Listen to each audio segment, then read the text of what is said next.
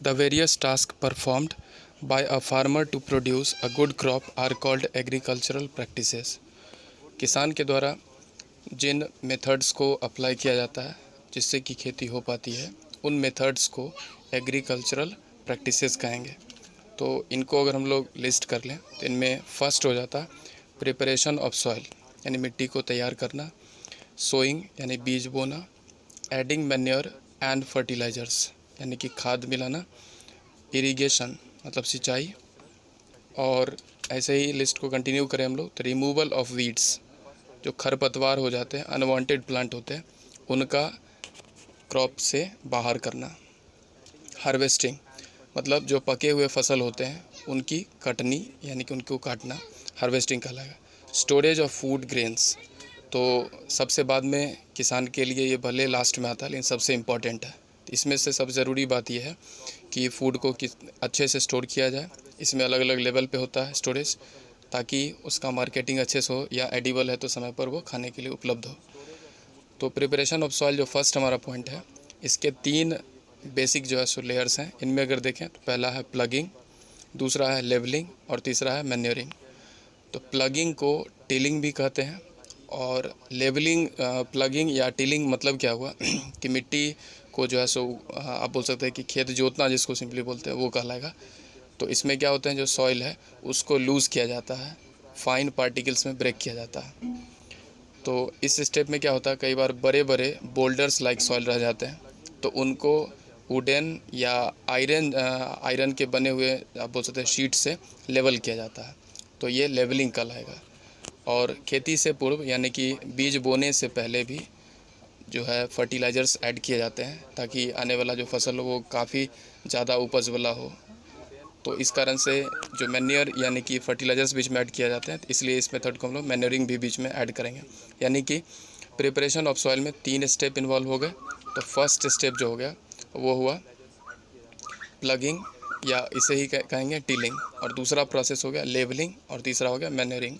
तो प्लगिंग या टिलिंग मतलब क्या हुआ, the process of loosening and turning the soil called plugging और टिलिंग, यानी कि वो प्रोसेस जिसमें कि मिट्टी को फाइन पार्टिकल्स में ब्रेक किया जाता है वही प्लगिंग या टिलिंग भी कहलाता है। अब इसके लिए जो उपयोग किए जाने वाले जो टूल्स होते हैं उनकी अगर बात करें तो इनमें प्लग का सिंपली उपयोग किया जाएगा, हल का उपयोग किया जाएगा, और ये भी अलग अलग तरह के होते हैं, इनको भी हम लोग इसमें स्टडी करेंगे। तो बेसिकली देखा जाए तो दूसरा लेवलिंग मतलब क्या हुआ, the ploughed soil is levelled by pressing it with wooden leveller so that the top soil is not blown away by wind और ड्रेन्ड ऑफ बाय वाटर। तो जो प्लग्ड सॉइल होते हैं वो क्या होते हैं, तो ऊपर रफ़ होते हैं, और ये वाटर के मदद से या विंड के मदद से आसानी से कैरीड अवे हो सकते हैं, यानी सॉइल इरोजन हो सकता है। ऐसे में उनको लेवल कर दिया जाता है, थोड़ा सा उन्हें हार्ड ऊपर से तरफ बना दिया गया, ताकि वो ईज़िली विंड से या वाटर से कैरीड अवे ना हो सके। तो जो प्लगिंग किए जाते हैं इनके अगर बेनिफिट को अगर हम लोग कुछ पॉइंट आउट करें तो पहला बेनिफिट तो ये हो गया कि जो प्लग्ड सॉइल होगा उसमें रूट जो है आसानी से पेनेट्रेट कर सकता है। पेनेट्रेट करने का मतलब कि ज़मीन के अंदर आसानी से जड़ जा सकता है। तो ऑब्वियस बात है, ज़्यादा अच्छे से जाएगा तो होल्ड जो है सो बेहतर तरीके से हो सकता है। दूसरे अगर हम लोग पॉइंट को देखें तो इसमें प्लांट के जो रूट होते हैं वो आसानी से ब्रीद कर पाते हैं। ब्रीद मीन्स क्या हुआ, जो देखो लूज सॉइल रहेगा उसमें एयर जो है सो ज़्यादा ट्रैप हो सकेगा। तो ऑब्वियस बात है कि रूट को जो एयर चाहिए वो भी उसे ईज़िली अवेलेबल हो पाएगा। द लूज सॉइल जो है, इसके साथ साथ बात करें तो इसमें माइक्रोब्स ईज़िली अवेलेबल रहते हैं, चूँकि अंदर में ज़्यादा स्पेस अवेलेबल होता है तो माइक्रोब्स भी ज़्यादा उसमें अवेलेबल हो सकेंगे। साथ ही साथ इसमें जो वीड्स अगर डेवलप होते हैं उन्हें अपरूट करना मतलब उन्हें उखाड़ना भी आसान होगा। और एक और पॉइंट को अगर हम लोग इसमें ऐड कर लें तो ऐसा है कि जैसे ही हम लोग प्लगिंग करते हैं तो सॉइल जो होता है वो लूज़ होता है, और उसके बीच जो है मैन्योर या फर्टिलाइज़र भी आसानी से डिस्ट्रीब्यूट हो पाता है। तो बेहतर खेती के लिए ज़रूरी है कि प्लगिंग हो। और चीज़ों को इसमें अगर हम लोग ऐड कर लें तो जो लेवलिंग किए जाते हैं, लेवलिंग के भी बेनिफिट है। लेवलिंग के अगर बेनिफिट की बात करें तो फर्स्ट बेनिफिट ये कि जो प्रेस्ड हो जाता है अगर सॉइल है तो सॉइल इरोजन से बचेगा। दूसरा बात यह कि जब इरिगेशन किया जाएगा यानी सिंचाई की जाएगी तो पानी का भी डिस्ट्रीब्यूशन अच्छे से हो पाएगा। अब सपोज़ कि मिट्टी कहीं पर ढेर लगा हुआ है तो ऑब्वियस बात है पानी की जब सिंचाई होगी तो वहाँ पर पानी नहीं रुक पाएगा, और वो क्या होगा, जहाँ डिप्रेस्ड रीजन होगा वहाँ पे चला जाएगा। तो ऐसे में ये जो है सो लेवलिंग करने से बेनिफिट हुआ कि सिंचाई वक्त पानी सबको बराबर मिल पाएगा, यानी कि पूरे खेत में जो है अच्छे से पानी का बंटवारा हो पाएगा। नेक्स्ट हम लोग पॉइंट करें, जो मैन्योरिंग की बात करेंगे, तो manuring means adding manure to the soil. Manuring is done to increase the fertility of the soil before seeds are sown into it. तो मैन्योरिंग मतलब हुआ कि खाद जो है वो मिट्टी में मिलाना। तो ये दो स्तर पे मिला जाता है। पहली बार तो बिफोर सोइंग और दूसरा आफ्टर सोइंग भी। बिफोर सोइंग की बात करें तो अभी सॉइल में मिलाया गया होता। आफ्टर सोइंग की बात करें तो उसमें फर्टिलाइज़र या मैन्योर जो होते हैं वो जो है सो आप कह सकते हैं स्प्रेड कर करके छिड़क करके दिए गए होते हैं, या फिर सॉइल में भी आप कह सकते हैं ट्रॉवेल यानी खुरपी की मदद से आसपास मिट्टी को उखेर करके तब डाला जाता है। तो ये जो मतलब कि मैनरिंग है ये किस तरह से हेल्प करेगा, तो ऑब्वियस बात है जो फर्टिलिटी है, एक ही तरह का अगर क्रॉप सपोज़ कि बार बार उगाया जाता है तो ऐसे में जो सॉइल की फर्टिलिटी है वो हो जाती है कम। तो उसे बेहतर बनाने के लिए ज़रूरी है कि उसे समय समय पर उसमें मैन्योर या कह सकते हैं फर्टिलाइज़र्स ऐड किए जाने चाहिए। एक बेसिक डिफरेंस मैन्योर और फर्टिलाइज़र में ये है कि मैन्योर जो है वो हमारे फार्म का वेस्ट हो सकता है, किचन का वेस्ट हो सकता है, ऑर्गेनिक मैटर ज़्यादातर होता है इसमें। तो ऑर्गेनिक मैटर मतलब हम लोग बात करें ज़्यादातर प्लांट का रेसिड्यू हो सकता है, इन सब से बना होता है मैन्योर। जैसे काऊ डंग जो है मैन्योर का एग्जांपल है। जबकि फर्टिलाइज़र जो होगा ये केमिकली प्रिपेयर्ड किया जाता है और इन्हें प्रिपेयर इंडस्ट्रियल लेवल पे किया जाता है, और इनमें अगर देखा जाए तो ज़्यादातर रिच होते हैं क्या, NPK, nitrogen, phosphorus and potassium. तो इनसे ये आप कह सकते हो फर्टिलाइज़र्स बने होते हैं। मैन्योर ज़्यादा डालने पड़ते हैं क्योंकि ये ऑर्गेनिक मैटर रिच कंटेंट होता है, और फर्टिलाइज़र्स जो है कम डालना पड़ता है क्योंकि ये न्यूट्रिएंट रिच मटेरियल होता है। तो कम ही बोल सकते हैं कि फर्टिलाइज़र देने से ज़्यादा न्यूट्रिएंट्स मिलेगा, जबकि मैन्योर में ज़्यादा हमें मैन्योर देना होगा तो उससे कम हमें कह सकते हैं न्यूट्रिएंट्स सॉइल को मिल पाएगा। एग्रीकल्चरल इम्प्लीमेंट्स मतलब क्या होता है, the tool which is used in the agricultural methods और प्रोसेसेस और practices, they are known as agricultural implements. यानी खेती के दौरान जिन किसी टूल का उपयोग किया जाता है उन्हें एग्रीकल्चरल इम्प्लीमेंट्स कहते हैं। तो इनमें तीन जो है पॉपुलर अगर देखा जाए तो प्लग, हो और कल्टीवेटर की बात करेंगे। प्लग और हो जो है हल ही है, लेकिन दोनों में कुछ बेसिक डिफरेंस की बात करेंगे। प्लग की अगर बात करेंगे तो इसमें जो प्लग शेयर होते हैं वो नैरो होते हैं, ठीक है। और जबकि अगर हम लोग हो की बात करें तो इसमें जो प्लग शेयर होंगे, प्लग शेयर का मतलब नीचे जो ब्लेड होगा, आयरन का जो ब्लेड होगा वो ज़्यादा ब्रॉडर होगा।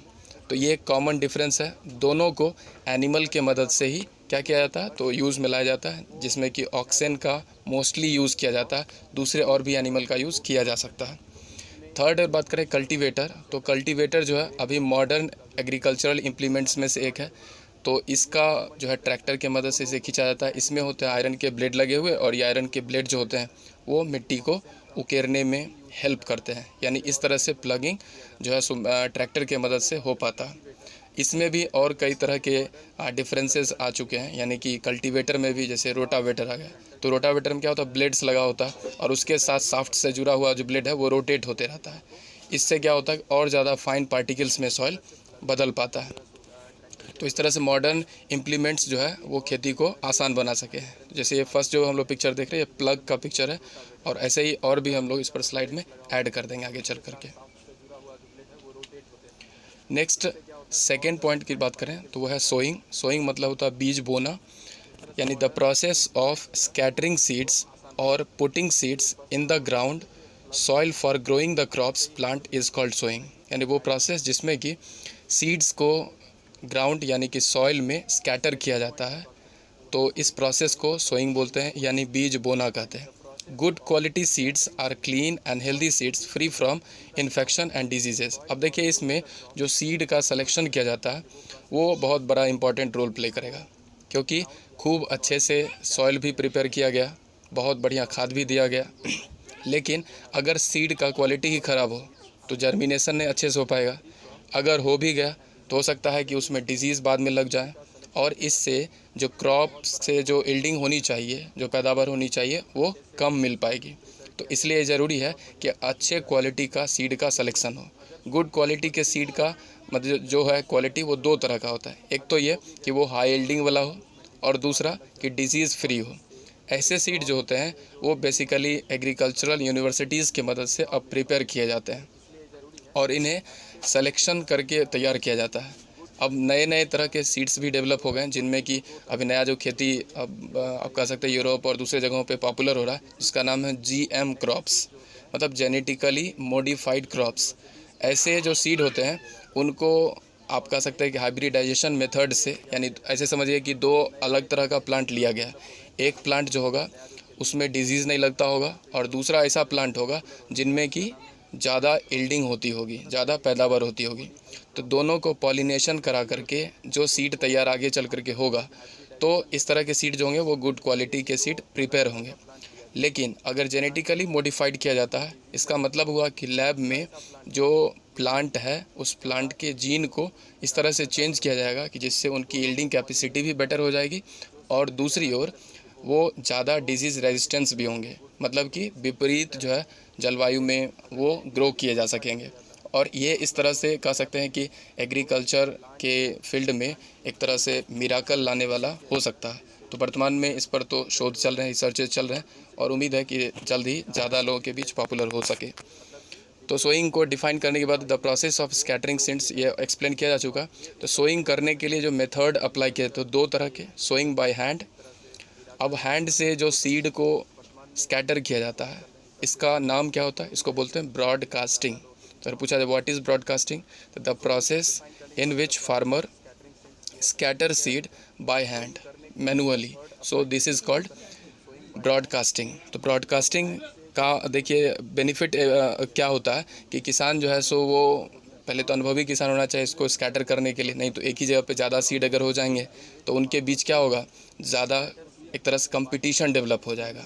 किसके लिए, तो वाटर के लिए, एयर के लिए, न्यूट्रिएंट्स के लिए, और सॉइल जो है सो ऑलरेडी कम उनके पास अवेलेबल होगा और ज़्यादा प्लांट्स ग्रो अगर होते हैं कम ही जगह पर तो ऐसे बेटर नहीं हो सकते हैं, वहाँ पे क्रॉप का प्रोडक्शन अच्छा नहीं हो सकता है। इसलिए बाय हैंड जो अगर किया जाता है तो इसमें इस बात का ध्यान रखना हो कि जो है सो अच्छे से स्कैटरिंग हो, यानी कि इक्वल डिस्ट्रीब्यूशन हो सके। इसके लिए किसान जो है सो इस टेक्निक का अप्लाई करते हैं कि वो कई बार खाद के साथ जो है वो सीड को मिला लेंगे, मिट्टी के साथ सीड को मिला लेंगे, क्योंकि कई बार सीड जो होता है कम ही स्कैटर करना होता है और खेत बहुत ज़्यादा है, तो थोड़े थोड़े से लेने के चक्कर में क्या होता है कि पहले गिर जाता है या पूरा खेत में नहीं हो पाता डिस्ट्रीब्यूट। तो ऐसे में वो क्या करते हैं, उसके साथ सॉइल मिला करके, खाद मिला करके तब सीड को स्कैटर करते हैं। दूसरा जो मेथड है, दूसरे मेथड की बात करें, सोइंग विथ सीड ड्रिल।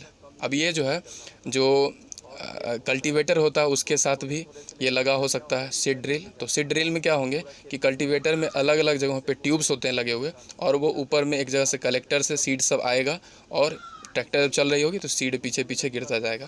तो इस तरह से क्या होगा कि इक्वल डिस्टेंस पर, और आप कह सकते हैं कि प्रॉपर डिस्टेंसिंग और प्रॉपरली जो है सो यहाँ पर सीड का स्कैटरिंग हो पाता है। इसमें एग्रीकल्चरल इम्प्लीमेंट्स यानी कि सीड ड्रिल का उपयोग किया जाता है, किसके लिए, सोइंग के लिए। तो ऐसे कई क्रॉप हैं जिनमें कि इसका उपयोग किया है, जैसे कि मेज को ग्रो करने के लिए किया जा सकता है, ग्राम को ग्रो करने के लिए ऐसा किया जा सकता है। तो इन सब में सीड ड्रिल का मोस्टली यूज़ किया जाता है।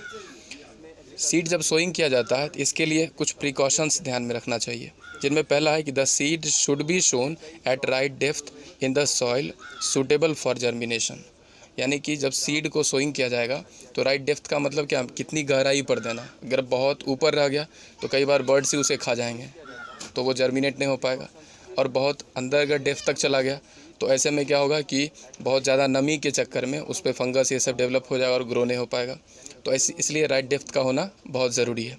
सेकेंड बात करें, the seed should be sown at right intervals और स्पेसिंग, और एक निश्चित दूरी पर भी सीड को शो करना चाहिए। इसका मतलब क्या हुआ, अगर एक ही जगह पर ज़्यादा सीड ग्रो होते हैं तो ऐसे में कंपटीशन उनके बीच बढ़ेगा और ऑब्वियस बात है इनसे उनको न्यूट्रिएंट्स कम मिलेगा और वो प्रॉपर डेवलप्ड प्लांट नहीं बन पाएंगे। तो ये ज़रूरी है कि प्रॉपर डिस्टेंसिंग से खेती की जा सके।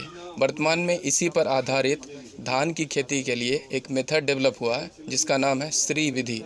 तो श्री विधि जो है यानी कि श्री मेथड बोल सकते हैं, ये धान के खेती के लिए अभी फ़िलहाल अपनाया गया। तो इसमें क्या होता है कि प्रॉपर डिस्टेंसिंग का ध्यान रखने से और अच्छे क्वालिटी को सीड चूज़ करने से किसानों को इससे काफ़ी बेनिफिट हो रहा है।